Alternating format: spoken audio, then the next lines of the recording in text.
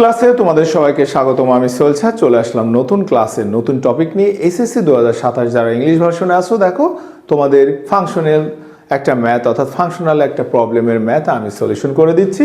আমি সোহেল স্যার। দেখো g of x x square plus 1 f of x two x minus 5, আমাদের বলছে gov 2 আর fog minus 2 নির্ণয় করো। এই গভ ফগ অর্থাৎ যখন দুইটা ফাংশন কানেকটিভ থাকে তখন আমরা বাংলায় বলি সংযোজন ফাংশন আর ওখানে বলি connective function.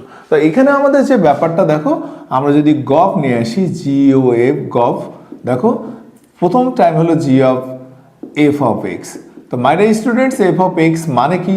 F of x মানে দেওয়া আছে 2x মাইনাস 5। তো দেখো যখন এক্স ছিল তখন এক্স স্কোয়ার প্লাস 1, এখন এক্স এর পরিবর্তে 2x মাইনাস 5, তার মানে আমরা এটাকে লিখবো 2x minus 5 whole square plus 1। Question আমাদের দেওয়া আছে গভ 2 নির্ণয় করতে।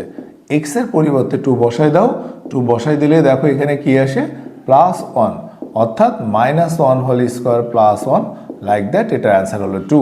আসছি ফগ 2তে যাব, অর্থাৎ ফগ মানে দেখো ফার্স্ট টাইম হলো F of G of x. তো আমাদের এখানে জি অফ এক্স মানে কি? জি অফ এক্স মানে হচ্ছে এক্স স্কোয়ার প্লাস 1।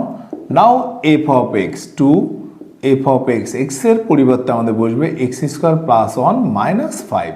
তো আমরা দেখো এখন আমরা কিছুই করবো না, জাস্ট এখানে এক্স এর পরিবর্তে মাইনাস 2 বসাই দেবো। দেখো 2, আমরা যদি মাইনাস 2 বসাই দিই 4 প্লাস 1 মাইনাস 5, অর্থাৎ 10 মাইনাস 5, এটার অ্যান্সার হলো 5।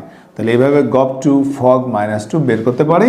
আমি সোহেল স্যার। তো সবাই ভালো থাকেন, সুস্থ থাকেন, আর যারা এখনো পর্যন্ত ভর্তি হন নাই চলে আসেন সোহেল স্যারের গণিত ক্লাসে। সবাই ভালো থাকবেন, আল্লাহ হাফেজ।